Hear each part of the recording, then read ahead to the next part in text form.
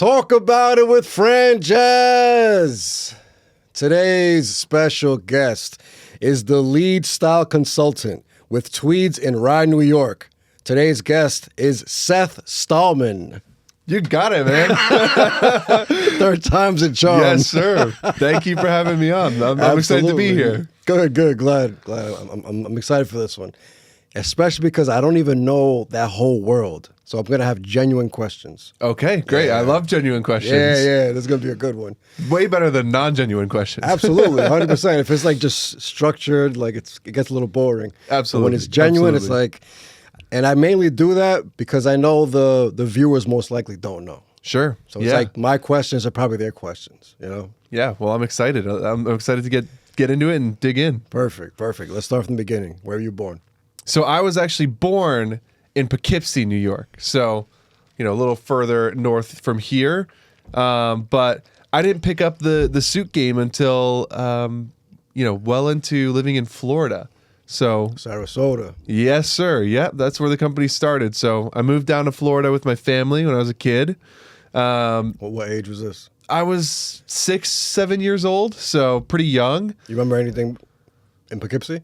Oh, yeah. I remember Poughkeepsie. We lived in New Jersey for a little bit, too. I have some really fond, early childhood memories in New Jersey.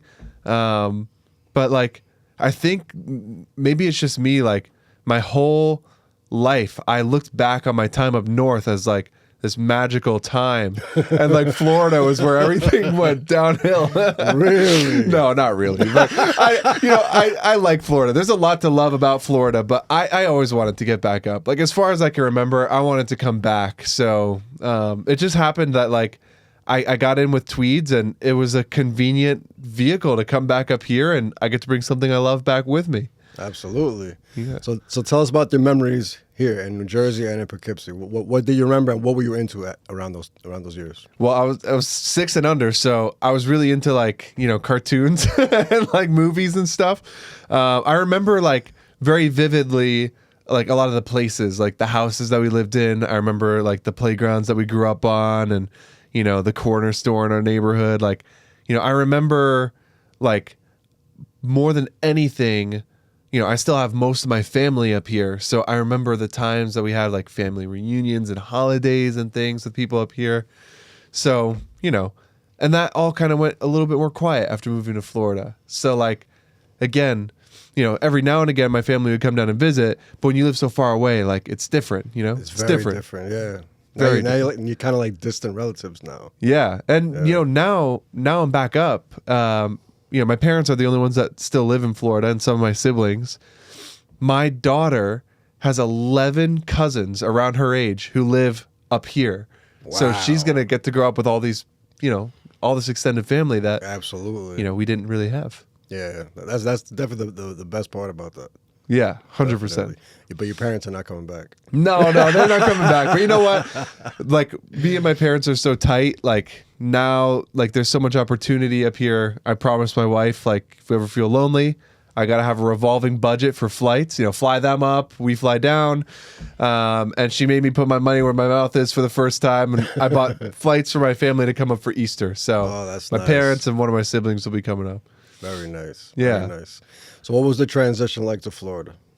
It was huge, man. I mean, I grew up in a very big family with, not a whole lot of money. So we didn't fly down. We packed everyone into our van and we drove. And when I say everyone, at the time I had 4 siblings. 2 more came after we moved to Florida. So, 5 kids, both my parents, and all of our pets. We had a zoo. It was multiple cats. We had a snake. We had a lizard. We had a frog, all in different tanks. We had 2 turtles, bunnies. Dude, we had a zoo. Man. We all packed into our van. It was just literally people and animals from ceiling to floor. As packed in as you could get. And we drove. It took 2 days, Amazing. So we drove down and I'm assuming you stopped. You had an overnight stay somewhere? No, we drove straight through. Because straight is only 24 hours or less. Yeah, absolutely. I've done that drive multiple times just moving up here, recently. So we went straight through. But yeah, I mean, like I do remember it was a very magical feeling, like when we first came to Florida, like, you know, it's so different. New lands. Yeah, new lands, new adventure. You know, everything's flat. It's always hot. Like, but palm trees are a thing down there, you know? So it just felt like a little alien, but it was different, you know? There was a lot of excitement in that first stage. Talk about that. Even like friends and school. What was that transition like? Yeah, I mean, everything was different. You know, I didn't have any friends when we moved to Florida. Like, nothing was the same. And, you know, my family, my parents homeschooled all of us. Wow. Yeah. So that was like... So you really didn't have friends. You know, they put us in... We were in a lot of programs. Like, that's where I made all my friends. Like, you know, I did a lot of, like... I was in art programs, and, like, we did...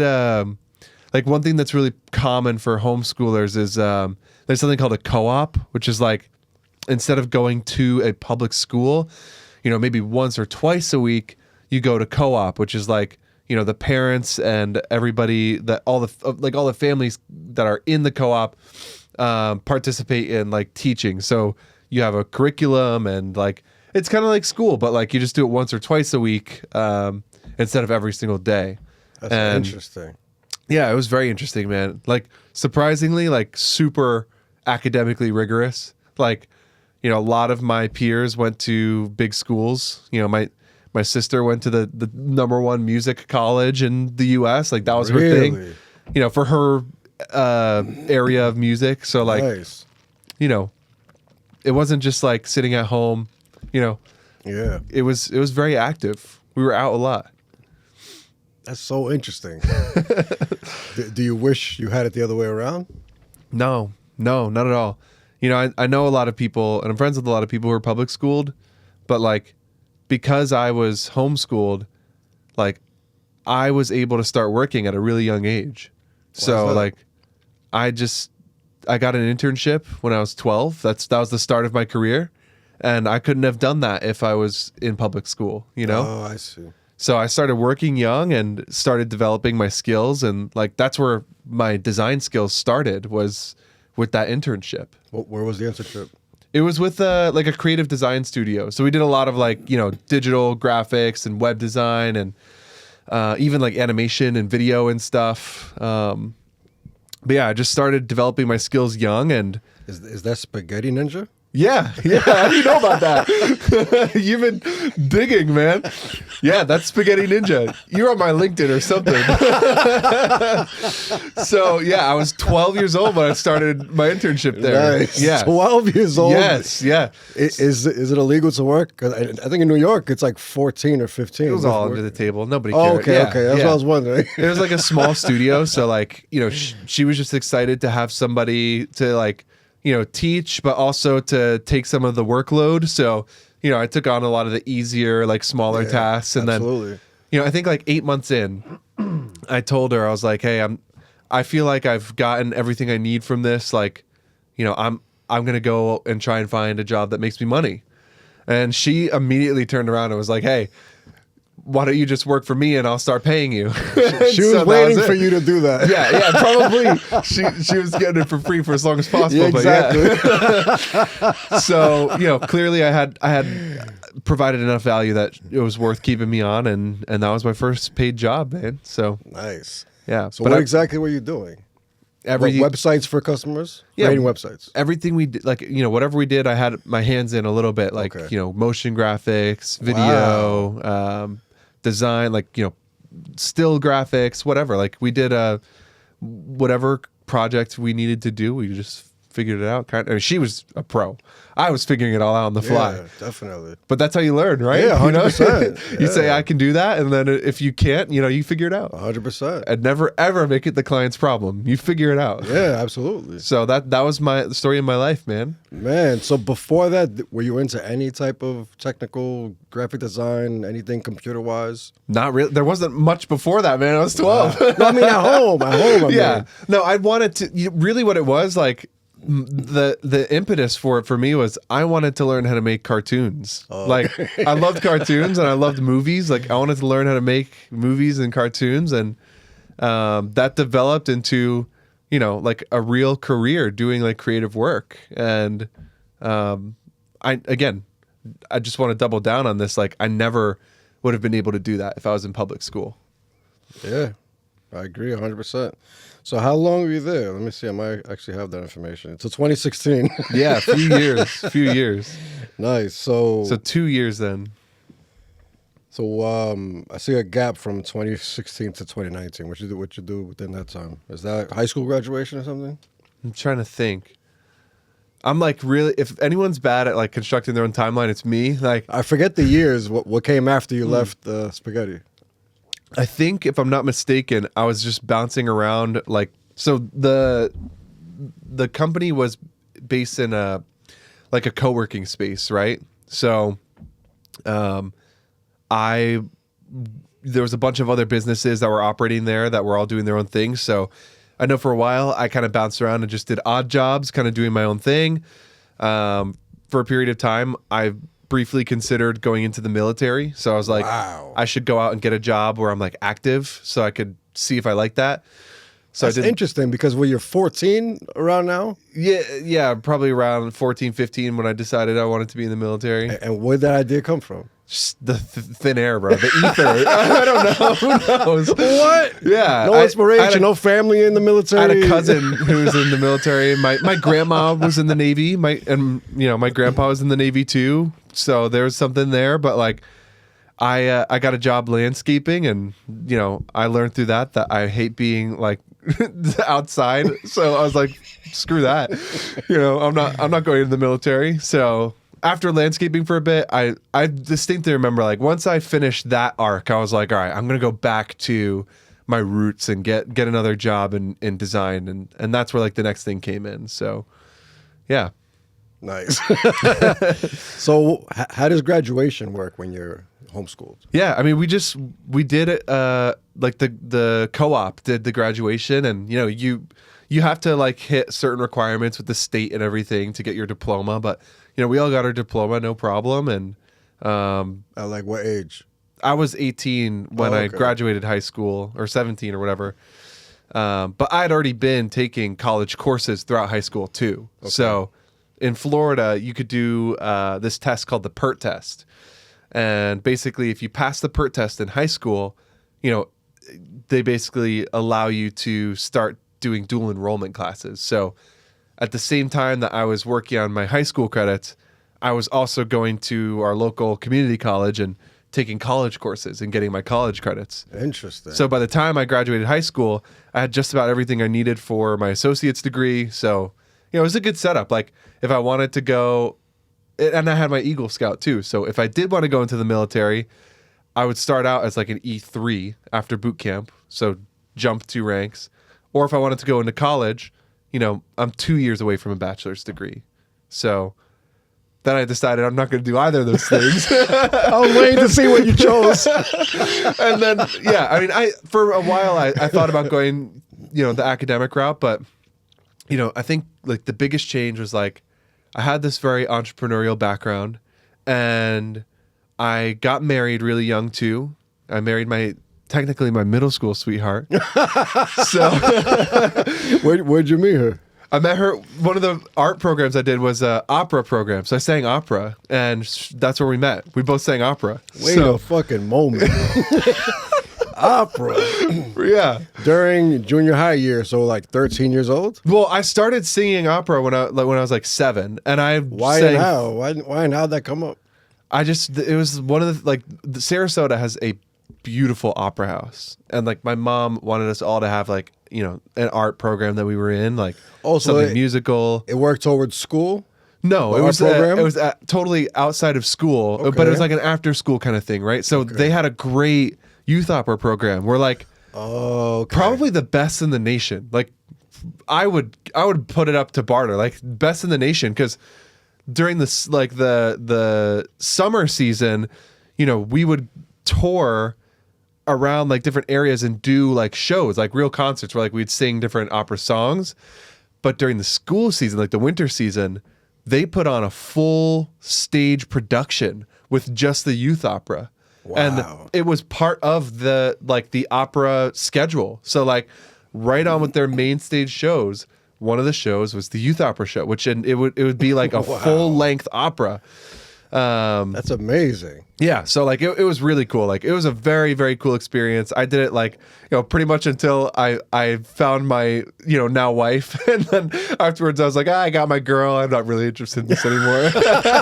You did it just to get a girl? Yeah, pretty much. So I think I left opera when I was like 15, But why else do you learn something cool like that? That's like when hilarious. you're young and you're a guy, like you learn how to sing so you can woo girls. So like, I got my girl. I was done. That's hilarious. You've But heard yeah. of the phrase peacocking?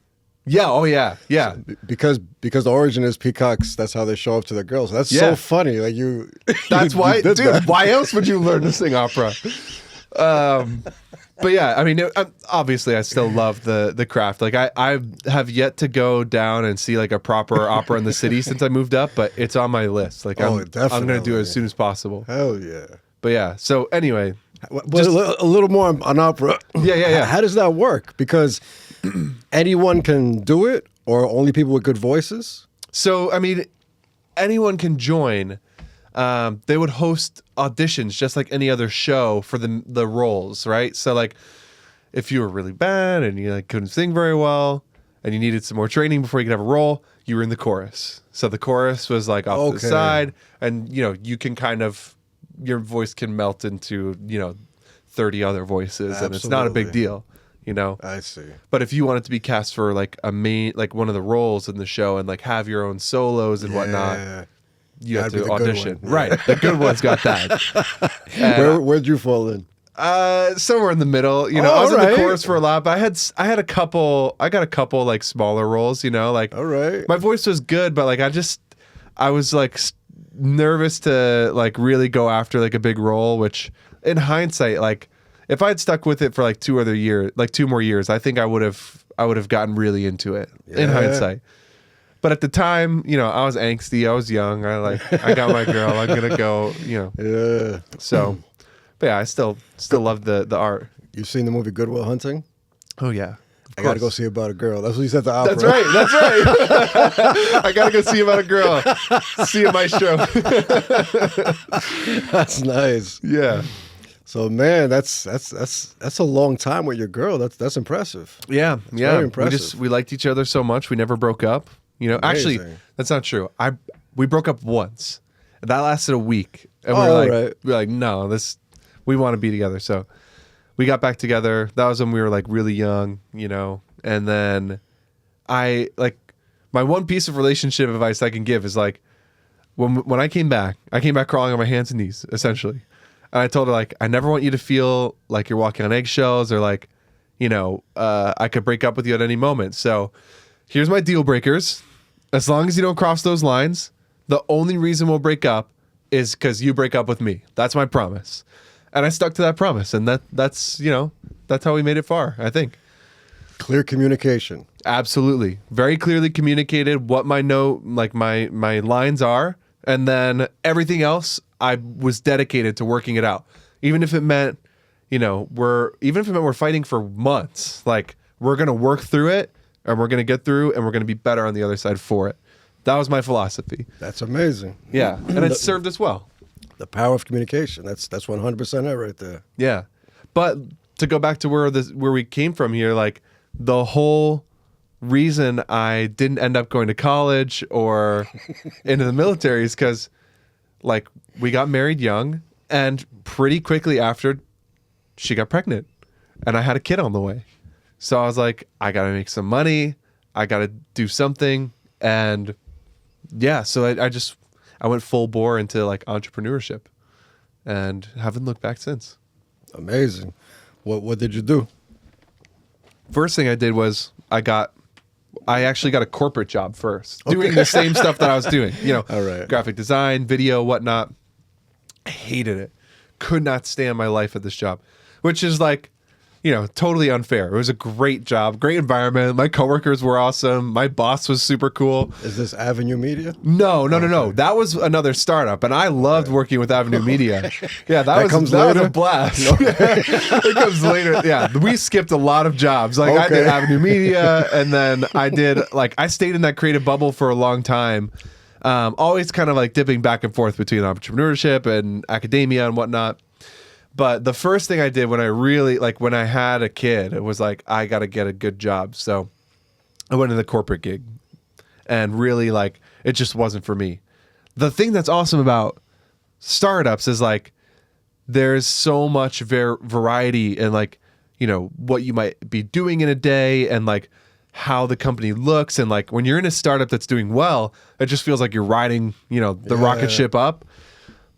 The bad thing about startups is that they can come crashing down just as fast. Absolutely. And that was like my whole life in the startup world was like joining a startup. It goes up, it goes down, it goes up, it goes down. When it's down, you know, I'm waiting tables or doing landscaping or whatever. When it's up, I'm like on my game. So now that I have a kid, I'm like, I gotta get it something stable. Like I can't live that life like up and down, up and down. So that's why I went into the corporate world. Hated it. Could not stand it. It just wasn't for me. Absolutely, I understand. How was the transition into full-time entrepreneurship? That's usually, well, not usually, that is the hardest step for people. Yeah. Actually letting go of the secure job and going all in on your dream. Yeah. Because you got a family, you got bills to pay. That's really the hardest part. It's the bills and no income now. That's the hardest part. So how'd you overcome that? Well, to be honest, like it was pretty brutal. Like I moved in with my parents again. Like I left my apartment, moved my wife and my daughter into like, my parents were, you know, gracious enough. They had one room like in the back of the house that, you know, just one of my siblings was in. So they moved her out and put her with another one of my siblings and, you know, crammed all of us into that room. And, you know, we lived like all three of us in that little room until I was making enough money to go out on our own. That's real entrepreneurship right there. Yeah, 100%. That's the way you're supposed to do it. Yeah. You know? And like dude, I mean, I can't tell like that. I'm no stranger to that feeling of like, you know, you're counting every single diaper and like, you know, figuring out where the next, you know, can of formula is going to come from. And like, you know, looking at your daughter's like, you know, onesies getting too small and like, that stress, like living on the line, like, you know, we lived like that for a while until things really started kicking off and picking up. What was the business that you started? So I joined another startup, Tweeds. That's where Tweeds comes into the picture. Oh, okay. So as soon as I left the corporate gig, what I left because I wanted to get back into something that ultimately I wanted to have more control over what, like when I put in extra effort, I want that to return extra to me, right? In the corporate world, you know, you might get a little bump or a little raise like year after year after year. But during the year, it doesn't really matter how hard you work. Like you could do the bare minimum and you're going to get paid the same. Exactly. And like, you know, some people are built for that. Like some of my coworkers had been there for 20 years and they collected their little bump every single year and were making a good living.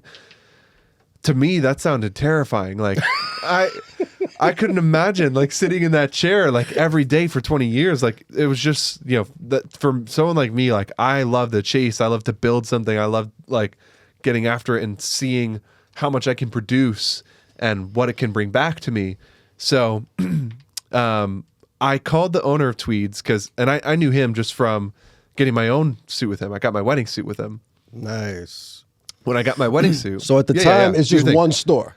Yeah. So actually, when I got my wedding suit, there wasn't even a store yet. Where was he doing it? Tweeds started as a mobile suit shop that was run out of the back of a box truck. Oh, so you went in the box shop or he brought the stuff into your house? So the box truck, you went into the box truck and it was decorated on the inside like a nice? sweet like suit shop. Oh, Yeah. Okay, so, like, nice. You think like Kingsman, like it was Had kind of that AC? thing. Yeah, it had AC sometimes Oh, nice. when it was working. But yeah, so I got my wedding suit with the owner. At the time, I'm pretty sure it was just him. Like, you know, he was solo. And then, you know, after that, he brought on Rob. Shout outs to Rob. He's like my best friend in the company. And then a couple other guys and opened the first store. And then I saw that he was opening a second one. So I called him and I was like, you know, we had known each other. We stayed in touch ever since. I had him on my podcast when I was running a show. So I called him and I was like, hey, like, I see you're opening another spot. Do you need more guys? He was like, oh yeah, who would you recommend? So I'm just like, bro, I recommend me. So That's hilarious. he's like, oh man, all right, come, let's get coffee like after work. So that night we went out, grabbed a coffee, talked about like me joining on, and then the very next morning I put in my 2 weeks notice at my corporate gig. Nice. And I seriously never looked back. Like, I'd been in the design world for so long that like I knew I could adapt those skills into like learning how to do the measurements on a person, and I know like colors and I know patterns and I know like all this stuff that like I could translate to suits, and it would just be so much cooler to like make something tangible. And I remember when I got my custom suit, man, like it was such an experience. Like the first time you put it on and it just fits perfectly. That jacket just pops right into place, and like I loved it. So I figured like I got to be able to learn how to do this, and I'm gonna love it. And I have not looked back since. It's like the best use of all the skills that I have developed over the course of my life, like since I was 12. That's impressive. That's nice. It's like lined up. It was perfect. So when you join a startup, is it like ownership included?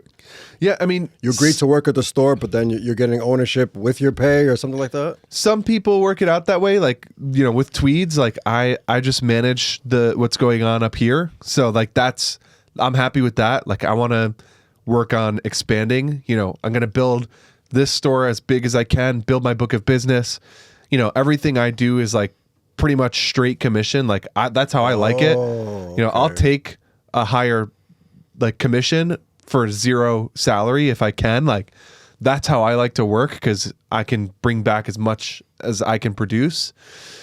So my goal is to build up this store really big and, make a huge splash in New York, and then, build out more stores out in this area, and, build into Connecticut and New Jersey. And, I want to be the guy that manages all of that. Nice. That's interesting stuff. How many stores are there? Right now, company-wide, we have 16. Oh, nice. Yeah. Most of them are in Florida. We're in most major cities in Florida. We have 2 spaces outside of Atlanta. We have a New Orleans store, which is real fun. We've got a store in Charlotte, North Carolina. And then we've got New York, that's my baby. Nice. So how does it work when someone tries to get a job there? They have to have experience, or is there training involved? I'll tell you what, every store manager kind of has a different view on this, I think. For me, like, I don't care if I have to teach someone every single thing about suits. I just want someone who's got hustle and stick-to-itiveness. Like, I want somebody who is a self-starter, who I can, like, when I'm teaching them, they're eager to learn, and then they're eager to go out and share that with people and make, find clients and build their book of business. It makes sense. It's the person. Yes. That's one of the hardest parts about employment. It's not about what they know or what they can do. It's the person. Yeah. Are they going to be here long? Are they worth investing in? Exactly. Yeah. And dude, trust me, I've invested a lot of time in people who, just didn't have the drive to keep going, and or it blows. It's just another job to them. Yeah, exactly. Yeah. Exactly. And it's just when you get someone like that, it blows, because like, their heart's not in it. It's just a paycheck. Exactly. Yeah. Yep. And when they like really internalize that, and they realize like this isn't for them, all of that time investment, like teaching, like it's just all for nothing, essentially. Yeah. It's a waste. Yeah. So, it's different. It's a different story. Like if I see someone who's like, if I see someone who's really, really motivated and wants to learn everything about it and wants to be successful and will stick to it, I'll teach them anything. I'll teach them everything they need to know. It's worth it then. To me, it's worth it. Because it's you're investing your time in someone. And your time is the most valuable thing. So 100%. Yeah. I agree 100%. And funny enough, like I don't think we've ever like even to this day, like I don't think we've ever hired anyone who came from like had previous experience with suits. Really? Like, I know one guy had experience with like a theater like costume department. So that's probably the closest we've got. But like nobody came from like a suit background. Everyone comes from all different kinds of backgrounds. You know, we can teach, you know, anything. It's just like, do you have that natural drive? The one thing I can't teach somebody is hustle. You have to have that. That's what I meant by the person. Mm-hmm. It's that Absolutely. love, the dedication, the devotion. 100%. I want to get back to the childhood. In the house, what was the food cooked? What was the music played? And what was the religion? Ooh, okay. So food cooked was whatever we could get, man. Like I told you, I grew up in a big family with little money. Like I have 6 siblings, and like my parents are doing great now. But when I was growing up, like we didn't have a lot of money to spread around. So it was whatever we could. Like, you know, some nights we had more bandwidth and we could do like, you know, more meats and more chicken and things like that. Like other times it was like spaghetti, sauce, and maybe some cheese. Like that's what's on the menu today. Or absolutely, you know, on the really thin times, like, you know, ramen, like that's what you gotta make stretch. But the one thing is like we always figured it out. And music, I come from an extremely musical family. So yeah, your mom was into opera. I can only imagine. Yeah, my dad, wicked guitar player. Like My man. crazy guitar player. Just for fun, or was he ever doing band stuff? He was in a band when he was younger. Today, he plays in the church band, and that's like his outlet now. Nice. So, but yeah, so like from my mom, like funny enough, my mom doesn't even really listen to a lot of music. It's mostly my dad is like the big music guy. But that rubbed off on everyone. I'm the only one of my siblings who's not pursuing a full-time career in music. So far, 1 out of 6. Yeah. Now, some of my siblings are still too young to know yet. Okay. But like my older sister went to Berklee College of Music. You know, my younger brother right after me, he's in college for music. My younger sister right after him, she's in college for music. So like everyone's going into music. Like that's... What exactly are they doing though?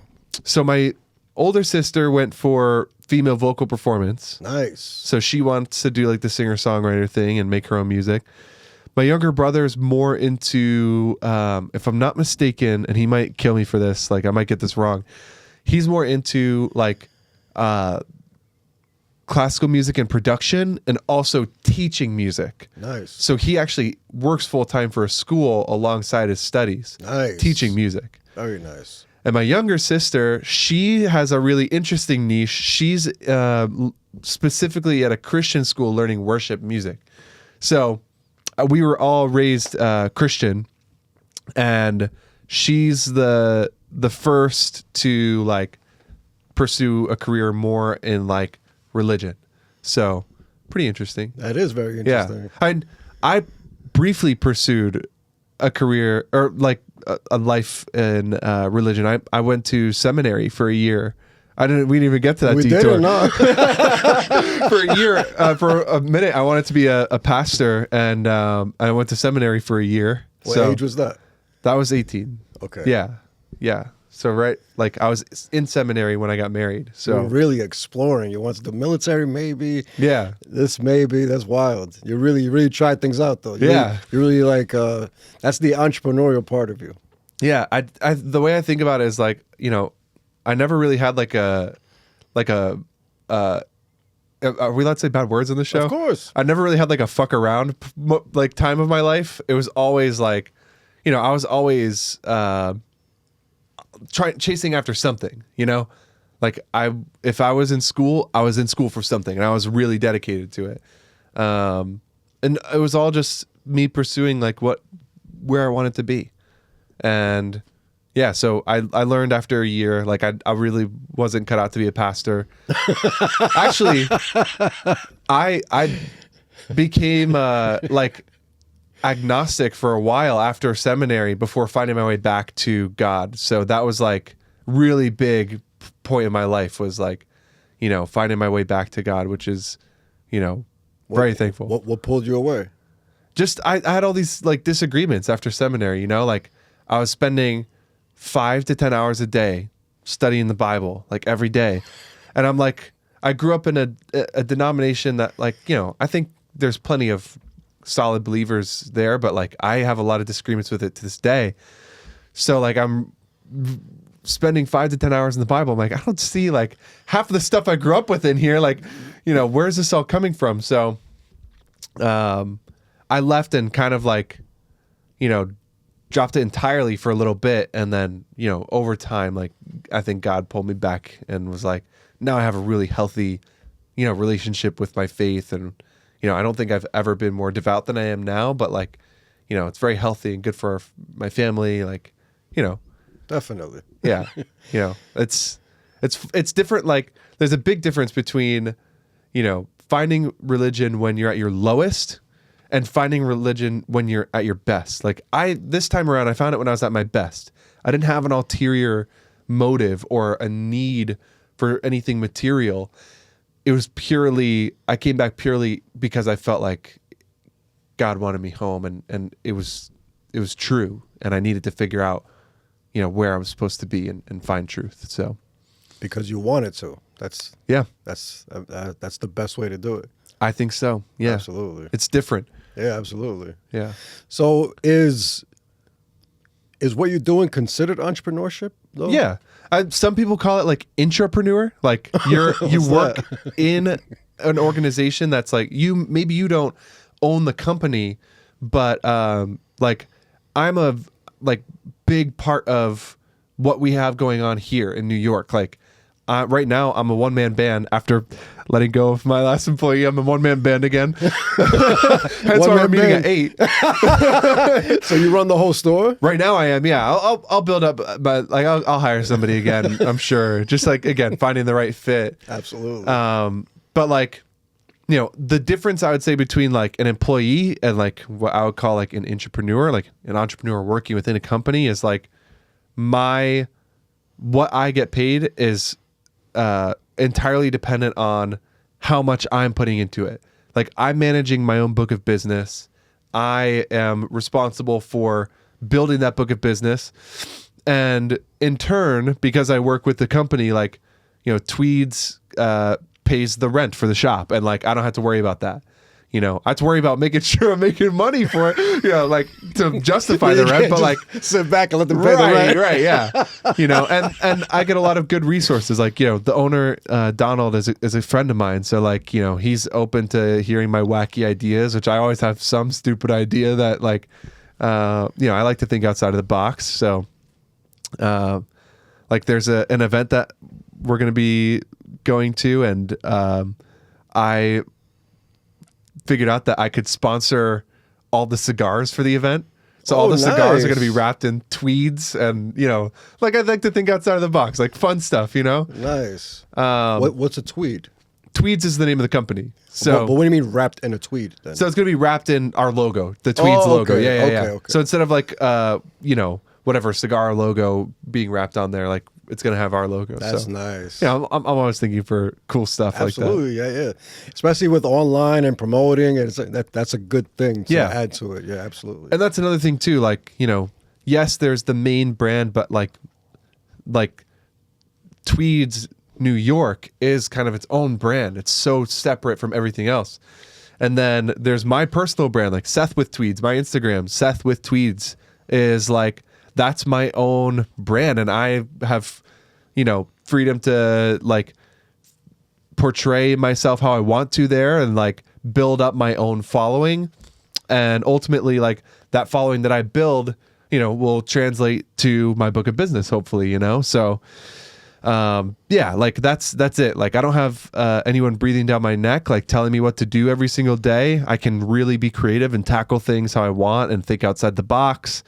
However, I need to build my own book of business, and I manage all of that. So it's, yeah, it's a good setup. I love it. Nice. I would love to get into the details of this stuff because growing up, going to church with my family as a kid, I'd had little suits or whatever. I didn't know nothing about it. Yeah. The first time I really learned about suits, I was a correction officer. And when you go to the academy, you have to show up in a suit and leave in a suit. So I went to Burlington Factory and I got a Perry Ellis suit, got it hemmed there. They did all that stuff. And that was my first interaction, really, like owning a suit, buying it, checking it out, getting it sized, all that stuff. And I still have that suit to this day. I love that suit. Nice. And it was a point in my life where I was wearing suits all the time. Like going out to a club or to a bar or to dinner, I was just throwing a suit on. I learned to love it in the academy because I was wearing it 2 times a week to go and come back. I just felt good.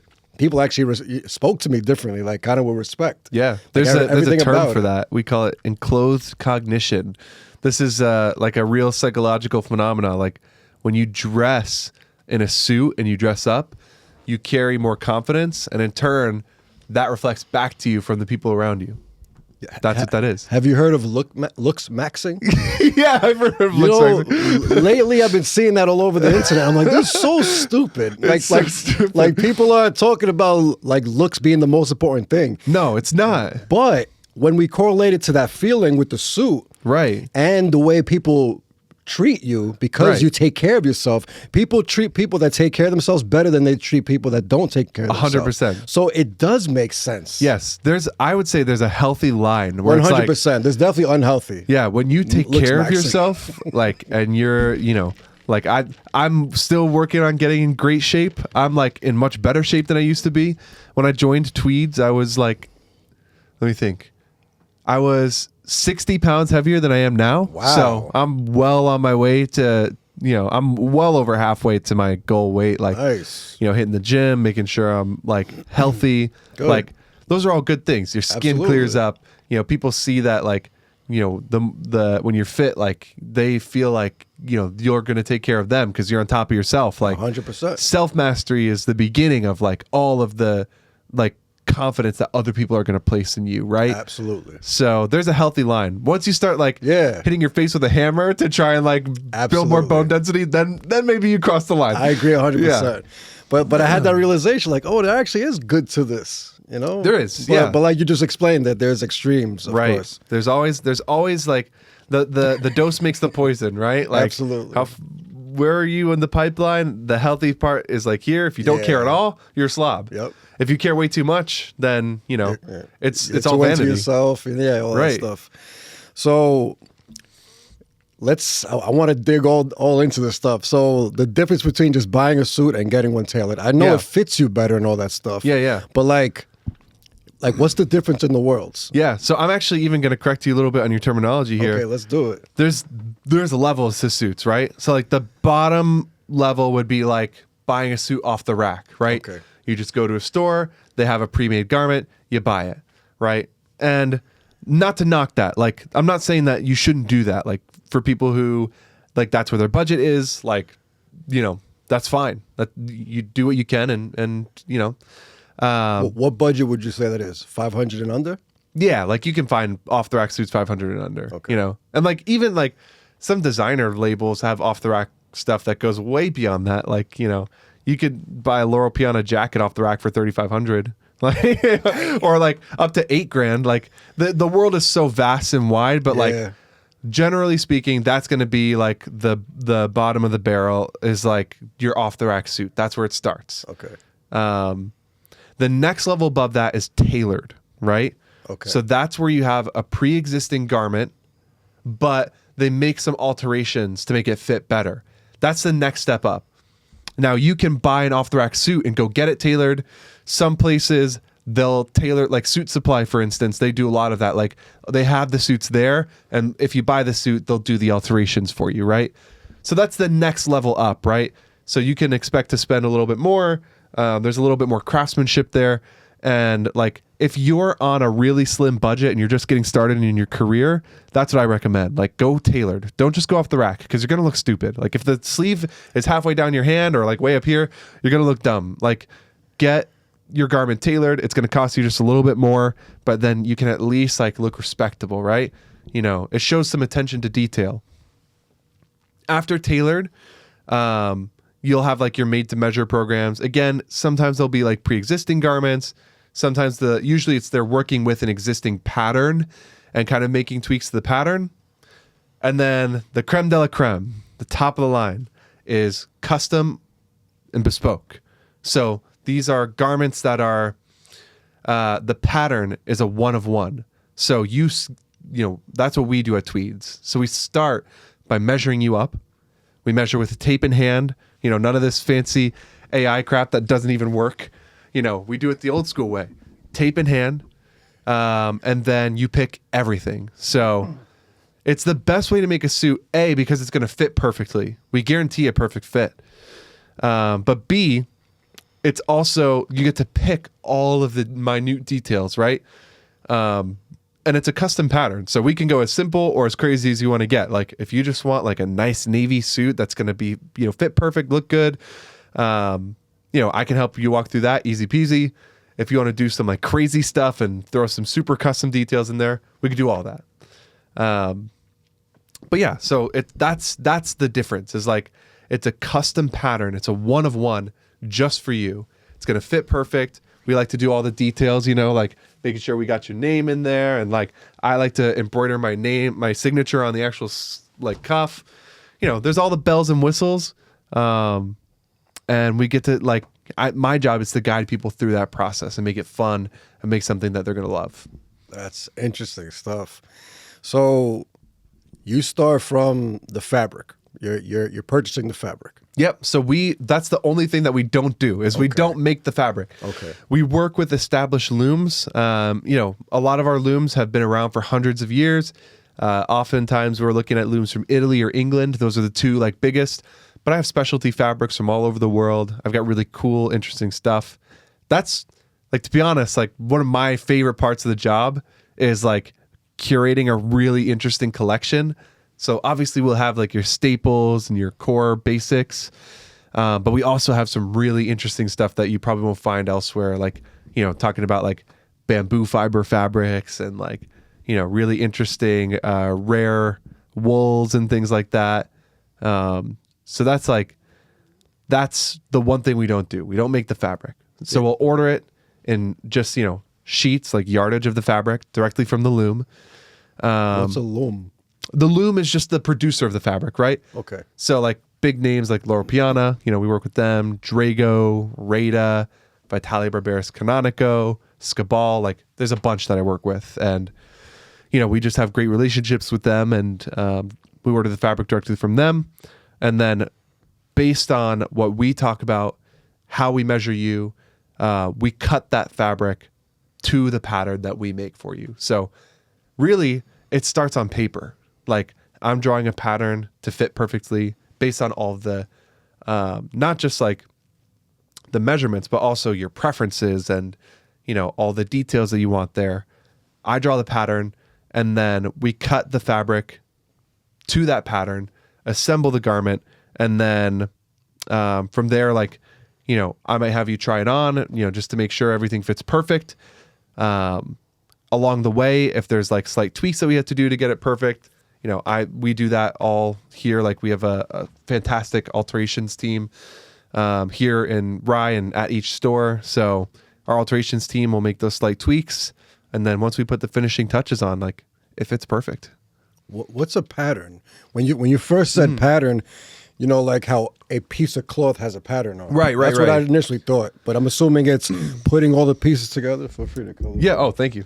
I'm assuming it's like the sleeve connected to the chest part. That's exactly the pattern. I mean, so the pattern basically it's the blueprint for like, how do we make a 2-dimensional piece of cloth turn into a 3-dimensional garment?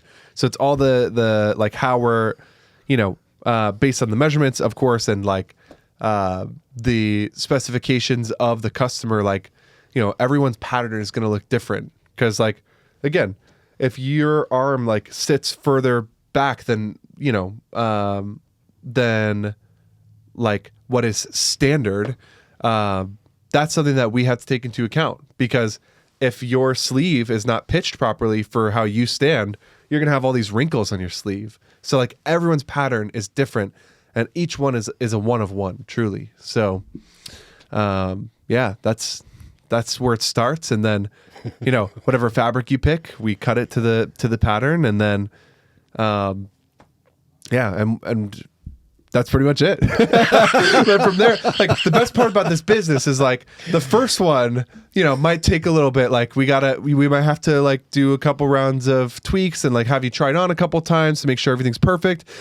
Once the pattern is done, like I have that pattern on file. It's so easy. It's just boom, boom, boom. Like you pick the fabric, whatever you want. Like I'll call up clients and be like, hey, I know your style. Like I got this fabric in. Like, what do you think about doing a suit here? And like, they don't even have to come in. Like, it'd just be like, I love it. Let's put it through. So, you know, again, like our business is very relationship heavy for that reason. Like, yes, it's a little bit more of an investment of time up front. It's a little bit more of an investment of money. But when you go custom, it's going to be perfectly fitting. It's going to represent you the best. We get to tailor it, literally like design the suit to how you need to be represented. And then once that relationship is established, it's so easy to get more suits going forward, and each one is going to fit perfect, like a glove. Yeah, it makes sense. What about weight fluctuation when it comes to a fitted suit? Yeah. So if you like fluctuate to the point where like your suit is like you can't button your pants or like the other way and like you have all this extra room, I just tell my clients, give me a call. Like, you know, we can come and take a look at your fit. We build a lot of extra material into our garments, so we can let it out quite a bit. Obviously, we could take things in quite a bit.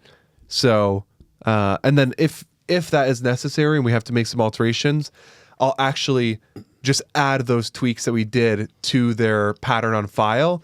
So that way, any garments they get in the future will come in as if the alterations were already done. So it's usually pretty easy. I've had a handful of clients lose like 80 pounds and it's like, all right, we got to just go from scratch. And it's like, you know, you're a different person. Yeah. Like we can recut their existing suit, but like for the next one, like we got to just go back to measurements. Yeah. But like, you know, most of my clients, like they'll lose within or gain within like 15 to 20 pounds usually. And we can usually work with that. Like that's no biggie. Yeah, it makes sense.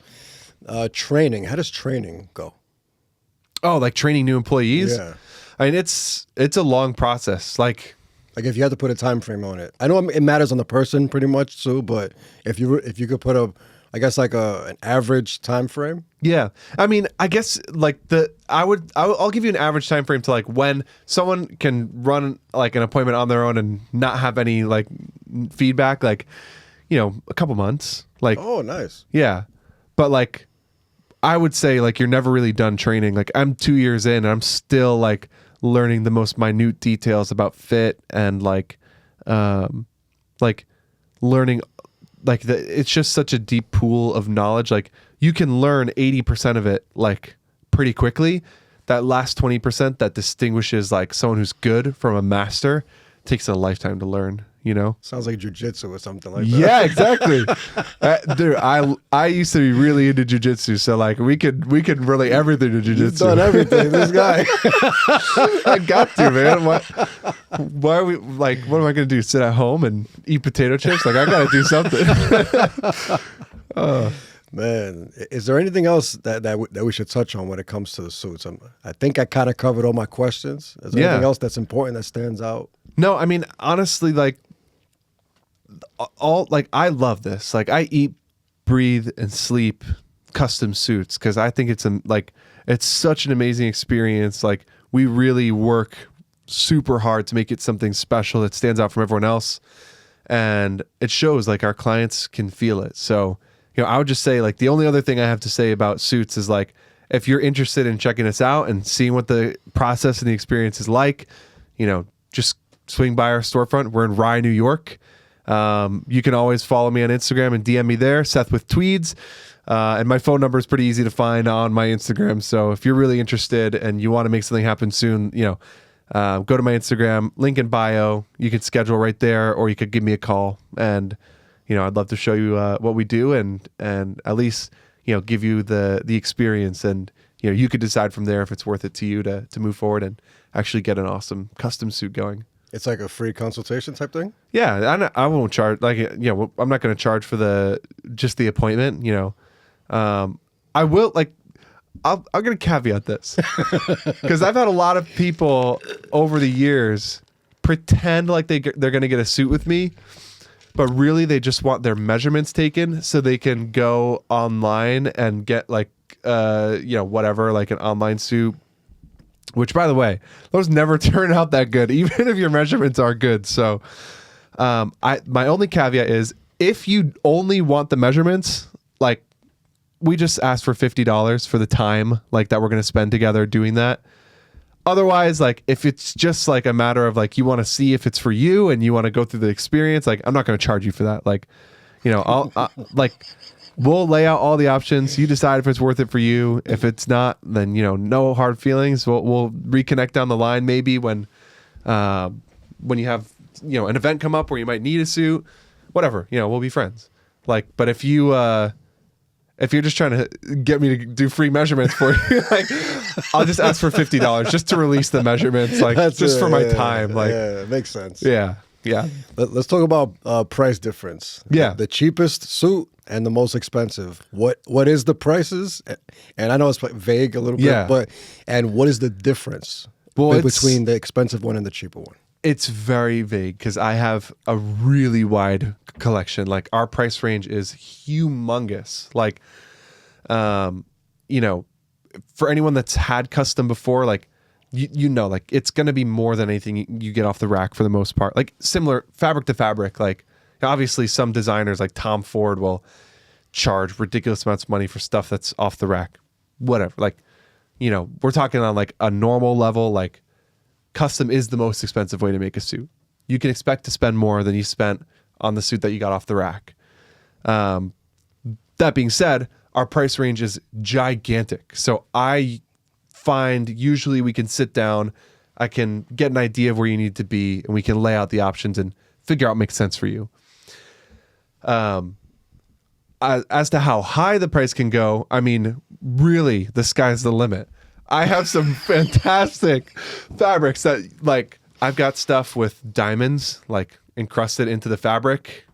I have this incredible fabric from a loom called Dorme. They're an English loom that they have this collection where, like, it's pinstripes, right?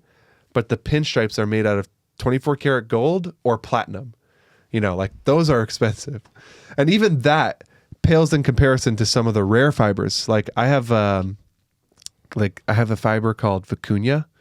It's it comes from like a tiny alpaca that like I legit like this sounds like something made up. This is real.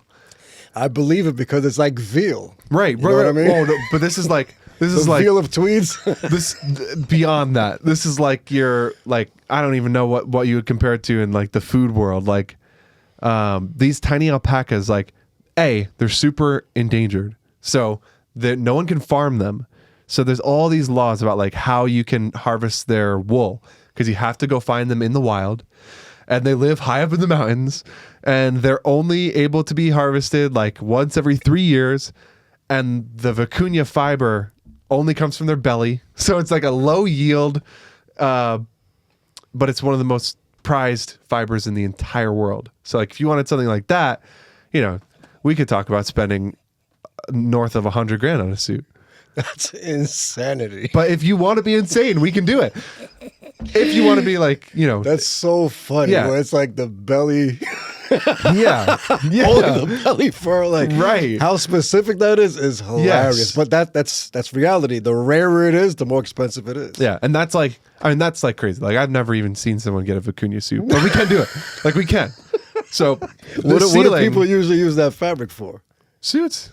You just haven't seen it, but I've not done. seen it. Yeah, okay. It has been done. Like if you look up like I searched this one time just out of curiosity, like what is the most expensive suit ever sold?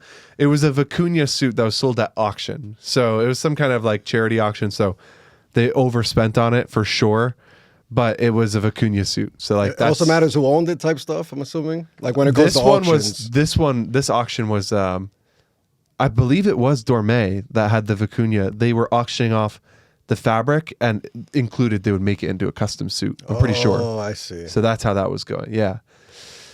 But yeah, so like the ceiling, tell me if you I tell me you figured want to the spend ceiling is ridiculous. if you I want to figured. if you tell me you want to spend $10 million with me, I'll figure out a way for you to spend $10 million. I could definitely see that. If you tell me like you need to be like within a certain, whatever, like, I'll figure it out. We'll make something happen. Obviously there's a limit to how low I can go, but like I'm dedicated to making it work.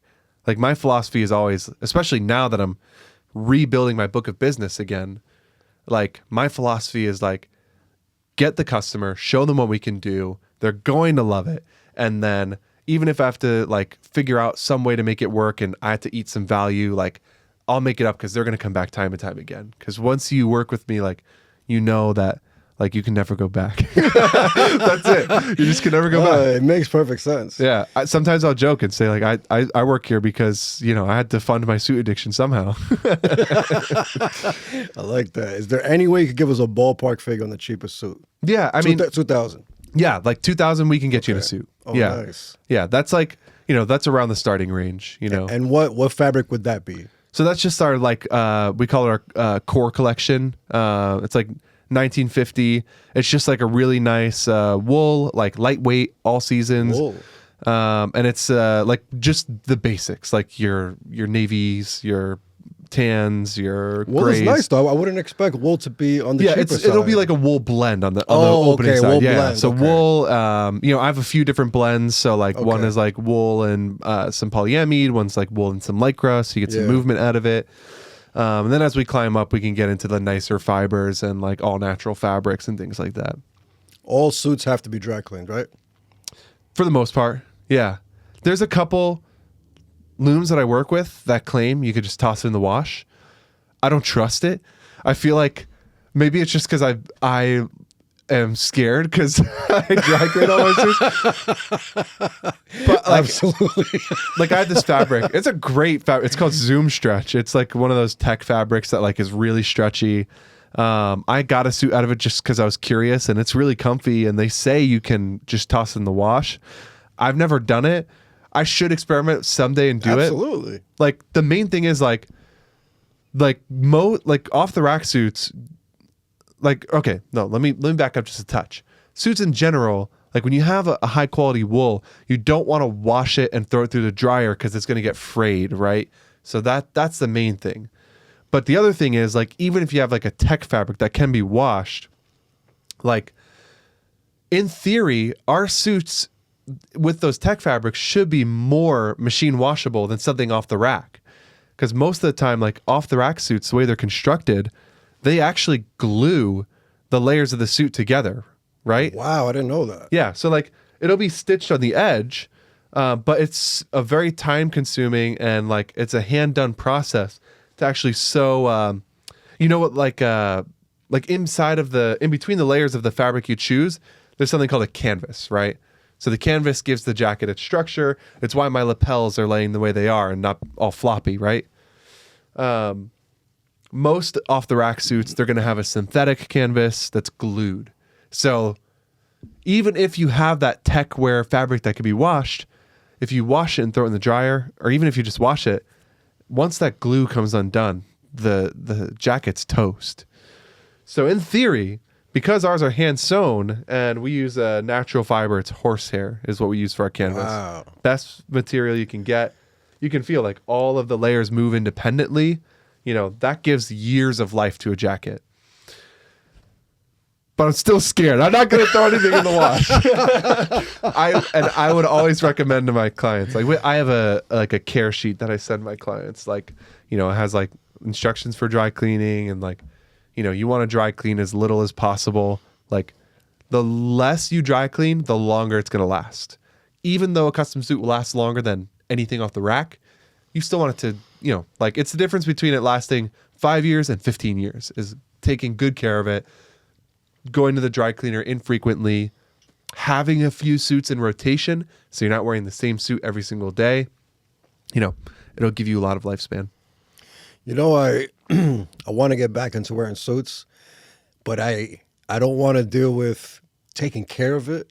Yeah. Like I'm pretty rough, and I just want to wear it like I wear jeans. Like I want to wear it every day, type thing. Yeah. I'm open to having a few in rotation. Yeah. But I want them to be durable and like. Oh, yeah. I guess like wrinkle resistant and stuff like that. Is that even a thing? 100%. And so I think what's interesting is in the like off the rack and ready to wear world, most of the time when I see the words wrinkle resistant, to me that screams plastic. Like it's going to be polyester or something like that. And I hate that. Like I really love my natural fibers. Like, so what I've learned getting deep into the like fabric world is like, there are so many incredible options for like non-wrinkle materials that don't have any synthetic fibers in it. Nice. I have this incredible collection. It's one of my favorite collections that I've added this year. It's literally called the Traveler Collection. And what it is it's just, it's open weave. So like you can kind of hold it up to the light and see right through it. But when it's on your body, it doesn't look like that. It just looks like flat, like straight. Like it doesn't, you don't see like the holes or anything like that. So it's really, really breathable, but it's made with high twist virgin wool. So what is that? Virgin wool is the first shearing of wool in a sheep's lifespan. It's the softest and lightest that they ever produce. So the fabric is still soft, but it's a high twist. So it's under a lot of tension. They make a really high twist yarn that A, is super durable, and B, resists wrinkles like nothing else, like better than a synthetic fiber. So there's tons of options there for like really nice fabrics. You don't have to be wearing a plastic bag, but it'll have those properties that like, you know, people love about the synthetic fibers, like wrinkle resistance, even stretch. Yeah. I have some stretch fabrics that there's no synthetic fibers in there. It's just how it's woven. When you have a master weaver who can, make a good knit, like it'll stretch like crazy. So, and with a wrinkled suit, are you supposed to iron it or like steam it? I recommend steam. Now, here's another thing too, going back to the ready to wear, like if you have a jacket that's glued together, or in other words, we call it fused construction, the heat from the steam will actually undo that glue. When you have a custom suit, you don't have to worry about that. So steam really is not going to hurt it. So I steam everything. You can like for that like really nice crisp line in your pants, like you might want to use an iron and press it. For all my jackets, jacket you would never. I just steam. Yeah, steam. And I don't want to hard press my lapels. Some dry cleaners do that. Like they'll just, without asking, like hard press your lapels flat. I like my lapels to have a roll. Like it's more elegant. So just steam, real easy. I respect that. I started steaming a few years ago. I used to always iron. Then a friend of mine, I think I was in like Atlantic City with some friends, and yeah, he pulls out a steamer, and I'm like, that's amazing. Yeah, dude. I'm watching him like, wow, it's changed my life. Magic. Yeah. And you could get a small one, little travel one, like they're amazing. Yeah, and they're so easy. Like and they're not super expensive. Like I have like the Mac Daddy steamer. It was like $60, and like it just, I won't have to replace it for 10 years. I'm sure. Like, I bet. Mine's broken and it still works. Well, I did, funny enough, my mom had one that she had for like literally 15 years. And like, I was at my parents' house visiting. I was like desperate. I needed it. And like, I plugged it in and like, it was just it was on its last leg. It literally almost caused a fire. Like sparks went up and all this stuff. So I've learned like 15 years is like the end of life for a steamer. Makes sense. Yeah. Makes sense. All right, if there's nothing left that we didn't touch on already, please let the people know where they can find you. Yeah. If there's anything else you want to plug in, any last words, the floor is yours. Yeah. Last words. So we are in Rye, New York, right on Purchase Street. Absolutely beautiful area. Come check out our showroom. You'll see like right from walking in, like the attention to detail that I have on my clients' suits. I want it to be reflected in the shop. So we put a lot of effort into building out something really beautiful. It was all just me and my wife building out the shop. So come check it out. You can find me on Instagram, Seth with Tweeds. There you can schedule by DMing me, give me a phone call, or just hit the link in the bio. Outside of that, listen to the Franjez show. Franjez, what is it? Talk about it. Talk about it. And yeah, give us a visit. Thank you very much for the great information. I learned a lot. Absolutely. It was a blast. Yeah. Thank I you for the loved it. great show. Absolutely. My pleasure. And thank you, everybody, for watching. Peace and love.